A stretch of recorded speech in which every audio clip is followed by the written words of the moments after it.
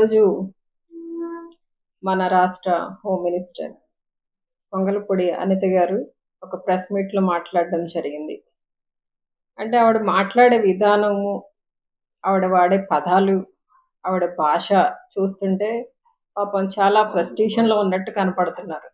ఎందుకంటే నిన్ననే పొద్దున్నే చదివాను నేను ఈనాడు పేపర్లో శుతిమెత్తంగా గద్దించారు అన్నట్టుగా రాశారు.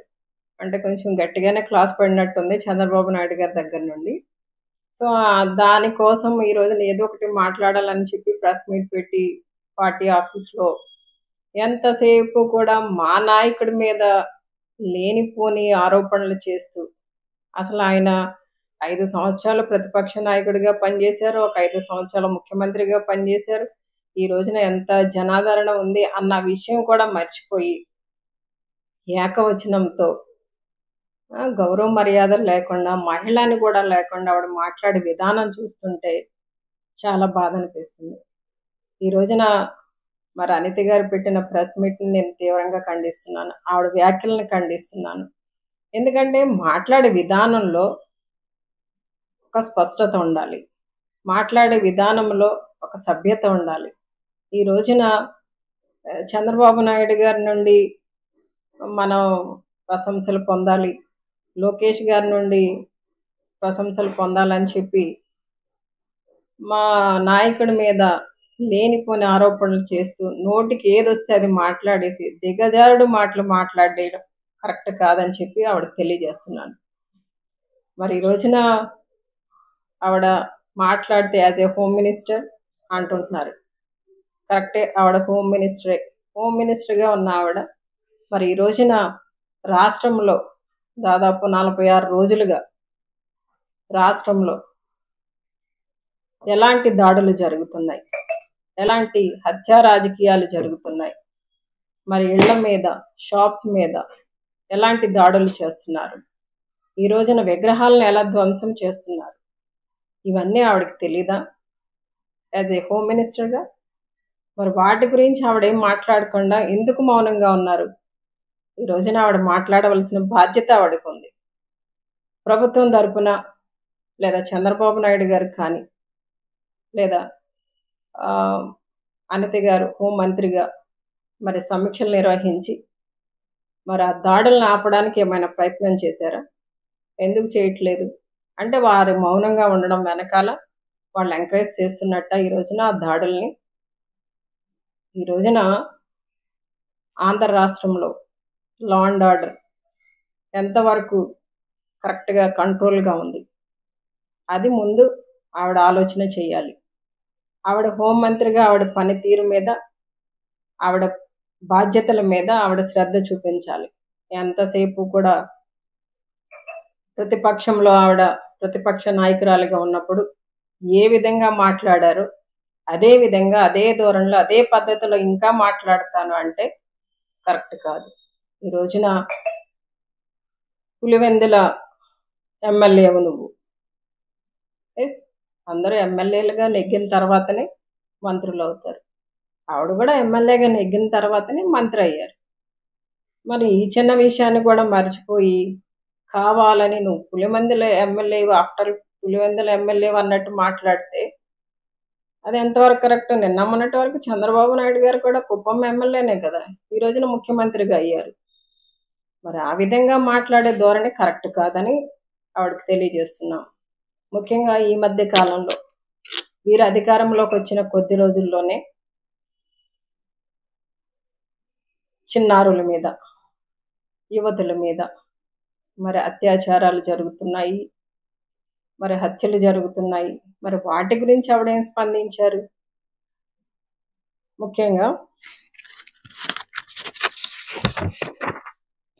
నంద్యాల జిల్లా ముచ్చుమర్రిలో బాలిక అదృశ్యమైంది. రాష్ట్రమంతా కలకలం రేగింది. 8 ఏళ్ల చిన్నారిని రేప్ చేసి చంపేసి ముక్కలు ముక్కలుగా చేసేశారు. అలాంటి చిన్నారి కుటుంబానికి కనీసం పరామర్శించడానికి ఎవరు వెళ్ళారండి? హోంమంత్రిగా ఈవిడ వెళ్ళారా? వెళ్ళే తీరిక ఈవిడకుందా? ఇక్కడ మాత్రం యాజ్ ఏ హోమ్ మినిస్టర్గా అది గుర్తు రాలేదు ఆవిడకి. వెళ్ళవలసిన బాధ్యత ఆవిడకి గుర్తు రాలేదు. ఈ రోజున ఈ ఘటన మీద ముఖ్యమంత్రిగా చంద్రబాబు నాయుడు గారు కానీ, డిప్యూటీ సీఎంగా పవన్ కళ్యాణ్ గారు కానీ ఒక్క మాట కూడా మాట్లాడకపోవడం అనేది చాలా బాధాకరమైన విషయం. మాట్లాడలేదు సరికదా, కనీసం వారి వైపు కన్నెత్తి కూడా చూడలేదు, పరామర్శించలేదు. ఆ బాధిత కుటుంబానికి ఏమాత్రం కూడా భరోసా ఇవ్వలేదు. ఈ రోజున రాష్ట్రంలో ఎక్కడ చూసినా హత్యలు, అత్యాచారాలు జరుగుతున్నాయి. నియంత్రించాలనే ఆలోచన వీరెవరికి లేకపోవడం అనేది నిజంగా చాలా బాధ అనిపిస్తుంది. ఎక్కడ దాకా ఎందుకండి, అనిత గారి పక్క నియోజకవర్గంలో 9వ తరగతి చదువుతున్న బాలికను దారుణంగా అత్యాచారం చేసి హత్య చేసి మరి ఈ రోజున అంత ఇబ్బందిలో ఉన్న కుటుంబానికి కనీసం వెళ్ళి వాళ్ళకి అండగా ఉండడం కానీ, పరామర్శించడం కానీ, లేదా ₹1 ఆర్థిక సహాయం చేయడం కానీ జరగలేదు. మరి ఇక్కడ బాధ్యత గుర్తు రాలేదా? బాధ్యతను మర్చిపోయిన మరి అనిత గారు ఈ రోజున యాజ్ ఏ హోమ్ మినిస్టర్గా మరి ఆవిడ ఏం చేశారు?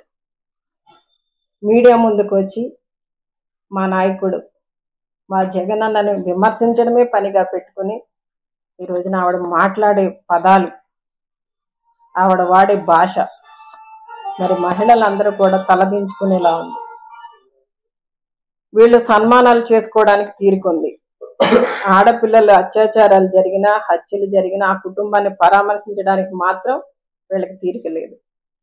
4 రోజుల క్రితం వినుకొండలో జరిగిన హత్య మీరు అందరూ చూశారు మీడియా ద్వారా, వీడియోల ద్వారా.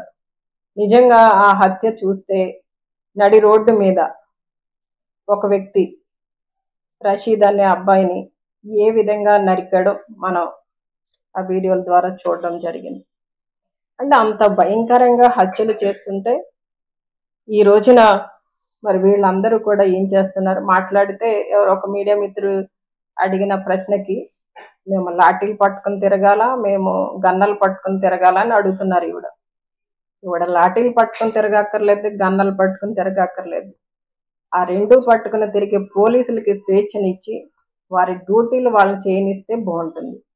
ఎంతసేపు కూడా పోలీసుల్ని మా నాయకుల మీద, ఇళ్ళకి మా కార్యకర్తల మీద దృష్టి పెట్టి వాళ్ళని తీసుకొచ్చి లోపలేయండి, వాళ్ళని తీసుకొచ్చి స్టేషన్లో కూర్చోబెట్టండి, వాళ్ళ మీద కేసులు కట్టండి అని చెప్పి వీళ్ళ నాయకులు అందరూ కూడా మరి పోలీసులను కంట్రోల్ చేయడం వల్ల, వాళ్ళ డ్యూటీలు వాళ్ళు చేయలేకపోవడం వల్ల ఈ రోజున రాష్ట్రంలో లా అండ్ ఆర్డర్ అనేది కంట్రోల్ తప్పిందని ప్రజలందరికీ కూడా అర్థమవుతుంది.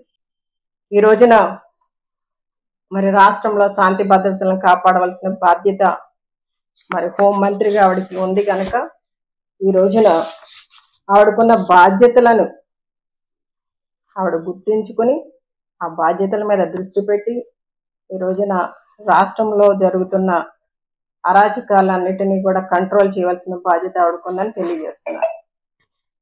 ఈ రోజున ఏదైతే రషీద్ని దారుణంగా హత్య చేశారో ఆ హత్య జరిగిన మరుసటి రోజునే మా ఎంపీ మిథున్ రెడ్డి గారి మీద దాడి చేయడం, రాళ్లతో దాడి చేయడం, ఆయన కార్లు పగలగొట్టడం, అలానే మాజీ ఎంపీ రెడ్డప్ప గారి కారును తగలబెట్టడం, ఇవన్నీ కూడా ఆవిడకి ఎక్కడా కూడా మరి అవాంఛనీయమైన సంఘటనలా కనబడట్లేదు. ఎక్కడా కూడా రాష్ట్రంలో ఇలాంటి సంఘటనలు జరిగాయి, దీనివల్ల శాంతి భద్రతలకి లోపం, విఘాతం కలుగుతుంది అన్న విషయం ఆవిడకి తెలియట్లేదా అనేది మాకు డౌట్గా ఉంది. ఎందుకంటే ఈ రోజున వీళ్ళందరూ కూడా మా నాయకుల మీద, మా ఎంపీల మీద, మా మాజీ ఎంపీల మీద దాడి చేసి వాళ్ళని కొట్టి, వాళ్ళు గాయపరిచి తిరిగి హత్యాయత్నం కేసులు ఎవరి మీద పెడుతున్నారండి? మా వాళ్ళ మీదే పెడుతున్నారు. నిజంగా ఇది చాలా హాస్యాస్పదంగా ఉంది. ఇక్కడ కింద స్థాయిలో, క్షేత్రస్థాయిలో కూడా మా నాయకులు, మా కార్యకర్తల మీదనే దాడి చేసి వాళ్ళని కొట్టి, వాళ్ళు మళ్ళీ పోలీస్ స్టేషన్కి రప్పించి వాళ్ళ మీదనే 307 కట్టిస్తున్నారు. ఎంత దుర్మార్గమైన మరి పరిపాలన. గతంలో మేము కూడా 5 సంవత్సరాలు అధికారంలో ఉన్నాము. ఎప్పుడు కూడా మరి ఇలాంటి దాడులు అయితే మా ప్రభుత్వంలో జరగలేదు. ఇలాంటి రాజకీయ హత్యలు ఎప్పుడూ జరగలేదు. ఇంత కక్షపూరితమైన ధోరణి ఎప్పుడు కూడా మేము చూపించలేదు. ఈ రోజున వీళ్ళంతా కూడా ఎంతసేపు కూడా వైసీపీ నాయకుల్ని, కార్యకర్తల్ని అందరినీ కూడా వాళ్ళందరినీ అణిచివేయాలి, తొక్కివేయాలి అనే ధోరణితో మాత్రమే ఉన్నారు. ఈ రోజున ప్రజలకి నమ్మకం కలిగించేలా వీరి పరిపాలన ఉండాలి. ప్రజలు ఒక తీర్పునిచ్చారు. ప్రజలందరికీ నమ్మకం కలిగించేలా వీళ్ళ పరిపాలన అందించాలి. అంతేగాని ఈ రోజున ఎంతసేపు కూడా మా నాయకుడి మీద లేనిపోని అసత్య ప్రచారాలు చేయడం, ఏది పడితే అది మాట్లాడడం, అలానే మా నాయకుల్ని, కార్యకర్తల్ని ఇబ్బంది పెట్టడం, ఇదే పరిపాలన అనుకుంటున్నట్టున్నారు. దయచేసి ఇవన్నీ కూడా రాజకీయ గొడవలే, రాజకీయ హత్యలే, అంతేగాని ఎవరికి కూడా వ్యక్తిగత గొడవలు ఉండవు. ఈ రోజున ప్రతి ఒక్కటి కూడా కంట్రోల్ చేయవలసిన బాధ్యత, ప్రజలందరికీ కూడా రక్షణ కల్పించవలసిన బాధ్యత, రాష్ట్రంలో శాంతి భద్రతలను కాపాడవలసిన బాధ్యత మరి ముఖ్యమంత్రిగా చంద్రబాబు నాయుడు గారికి ఉంది. హోంమంత్రిగా మరి అనిత గారు, వంగలపూడి అనిత గారికి కూడా బాధ్యత ఉందని తెలియజేస్తూ, చివరిగా అనిత గారికి చెప్పాలనుకున్నది ఏంటంటే, ఈ రోజున మీరు పెట్టిన ప్రెస్ మీట్ అది ఎక్కడా కూడా మరి ప్రజలకి నమ్మకం కలిగించేలా కానీ, ప్రజలకి భరోసా కల్పించేలా కానీ, లేదా ఇబ్బంది పడిన కుటుంబాలకి అండగా నిలబడినట్టు కానీ ఎక్కడా కనిపించలేదు. ఈ రోజున ఓన్లీ మా నాయకుడిని టార్గెట్ చేసి, మా నాయకుడి మీద లేనిపోని అసత్యాలు ఆపాదించి, మీ నాయకుడు చంద్రబాబు నాయుడు గారి నుండి, లోకేష్ గారి నుండి ప్రశంసలు పొందడానికి మాత్రమే పెట్టిన ప్రెస్ మీట్ లా కనిపించింది. దయచేసి ఇలాంటి అన్ని కూడా మానుకోండి. మీరు ప్రజలకి నమ్మకాన్ని కలిగించండి, ప్రజల పక్షాన నిలబడండి, శాంతి భద్రతలను కాపాడండి. ఈ రోజున మీరు ఇందాక ప్రెస్ మీట్లో రాకేష్ కుమార్ గారి గురించి కూడా మాట్లాడున్నారు. ఆయన మాట్లాడిన మాటలకి, ఆయన వ్యాఖ్యలకి, ఆయన మా ప్రభుత్వం మీద, మా జగన్ అన్న మీద వేసిన నిందలకి ఆ రోజున సుప్రీంకోర్టు ముట్టకాయలు వేసిన సంగతి మీరు మర్చిపోయినట్టున్నారు. దయచేసి సత్యాలు మాట్లాడండి, అసత్యాలు మాట్లాడొద్దు.